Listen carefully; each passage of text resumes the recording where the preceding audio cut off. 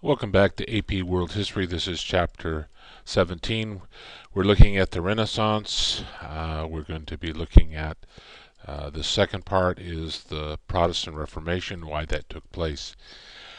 Because of the many abuses of the Catholic Church, the corrupt priest, exploitation of the poor, during this time you could buy your way to heaven by paying the church a certain amount of money and buying less time in purgatory. Um, the church seems to become more worldly. Some priests are going to push for reform, are returning to the roots. Martin Luther is the German monk who pins the 95 Theses to the door at the monastery, talking about things that needed to be changed in the church. One, the stoppage of indulgence. He believed that only faith in God could bring salvation, not the church. The sacraments not as important. Monasticism, that is, not being able to marry either priests or nuns, he felt was wrong, and he believed that the Bible should be printed in the local language, not in Latin. His ideas are going to spread in Germany. The Pope is eventually going to excommunicate him and call for his death, but a German prince will protect him. He paints the Pope as being very worldly, a creature of the devil, and of course you can tell that the Pope is not going to take too kindly to that. Certainly this is going to spread, this revolt against the Catholic Church. Eventually those areas of conflict will be put down. There will be a series of wars fought in Germany over who will control religious thinking. And you're going to have the Protestants versus the Catholics. Why did people buy into Luther's views? Well, one, didn't want the Pope's taxes. They didn't want to pay taxes to the church. The political leaders felt that they could gain more power if the Pope's influence was lessened. Certainly, political leaders wanted to seize church land, and they did. Rather than the church control the state would control the church within its boundaries. As far as ordinary people, the justification, Luther was opposed to rebellion and encouraged the German princes to put these rebellions down. Notion of work, other careers seen as positives, not just church work. Part of this Reformation, Protestants view money making as okay. The church's view and the Catholic view of making money certainly not as glowing as the Protestants. And so this is going to change. The Anglican Church is going to come about through Henry VIII. He really wanted the Pope to annul his marriage to Catherine, but the Pope refused. So he's going to break with the Church and establish the Anglican Church, or another Protestant church during the Reformation. His daughter Elizabeth I is also going to be a Protestant and be opposed to the Catholic Church. So these two individuals will bring the Reformation to England. John Calvin, who is located in Geneva, Switzerland, is also going to be part of this Protestant Reformation or rebellion or moving away from the Catholic Church. He believed in the doctrine of predestination, that God chose you before the foundations of the world. Uh, Priest as moral guides, not as someone who could forgive you of your sins. Uh, Believe that local believers could participate in the administration of the church.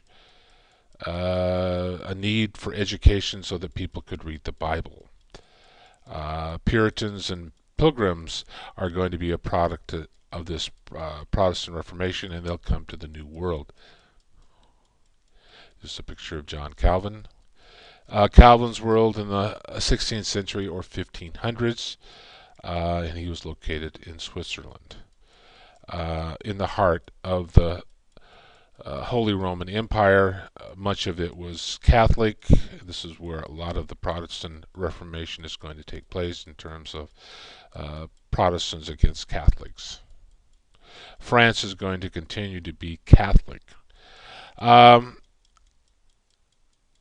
Catholic Reformation is going to take place about this time. That is a changing of the church. They wanted to revive the Catherine doctrine, uh, uh, reinstate the importance of the sacraments, the rituals in the church. Um, Jesuit priests are going to be sent out to educate people, do missionary work.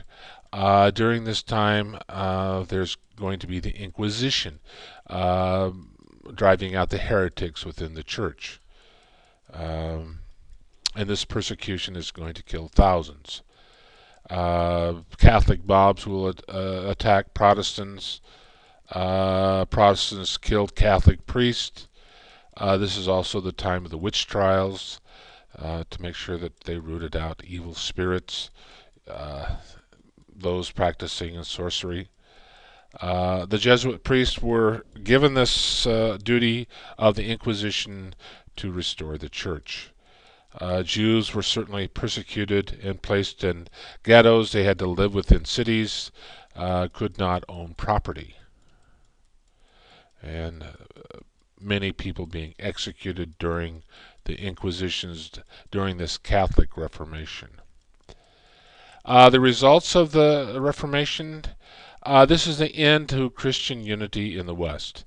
You had Catholic, which means universal, church divided.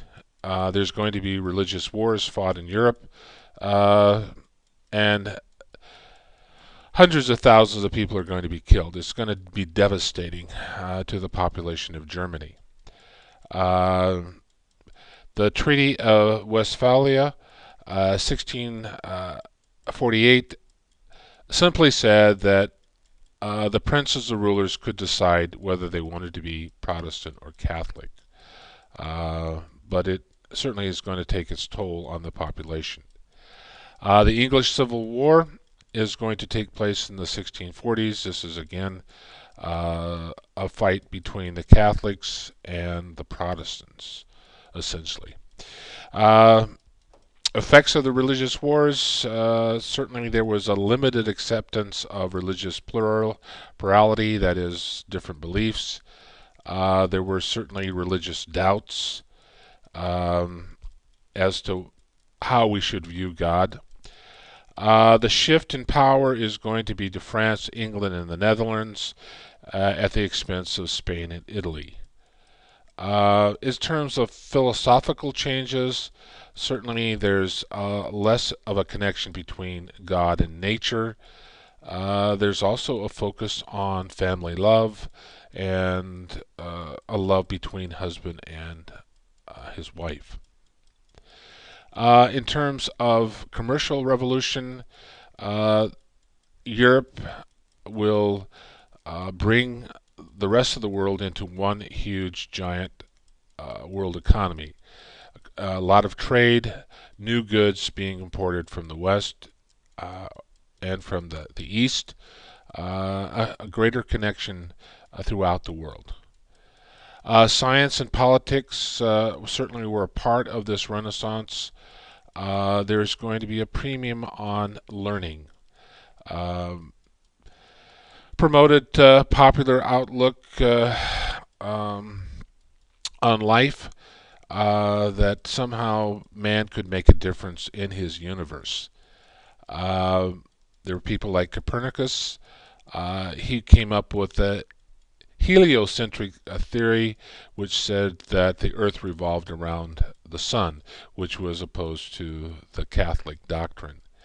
Um, where he got this idea, he may have copied it from the Muslims, the Chinese, of course, the Indians had this, the Mayans, or it could have been an independent thought that he came up on his own. Science becomes more of a focus in the West, a thirst for new ideas. There's a picture of Copernicus. Had to renounce his theory or be burned as a heretic. Galileo is certainly going to come in conflict with the church over some of his ideas on gravity and science. Uh, William Harvey does some extensive work on the circulatory system around the heart. So there's a renewed interest in the way the body worked, medicine. Um, we also have Donhi Diderot, who's going to be coming on the scene. He will produce the first encyclopedia. Rene Descartes is going to be a philosopher during this time. Human reason can develop laws. His idea was accept nothing at face value, question everything. This, in terms of exploration or ideas, you should question everything to make sure that you have the truth. Isaac Newton will come up with his mathematic on gravity. He's founder of calculus. Um, so he says that the world operates by certain laws, not faith. This picture of Galileo, Sir Isaac Newton. Deism will become popular during this time, towards in the middle and the end of the Renaissance, which simply states that God created the universe, but then just walked away and let man run it from there. That he could figure it out on his own because God has given him that intellect. We'll stop here and we'll pick this up next time in part 3.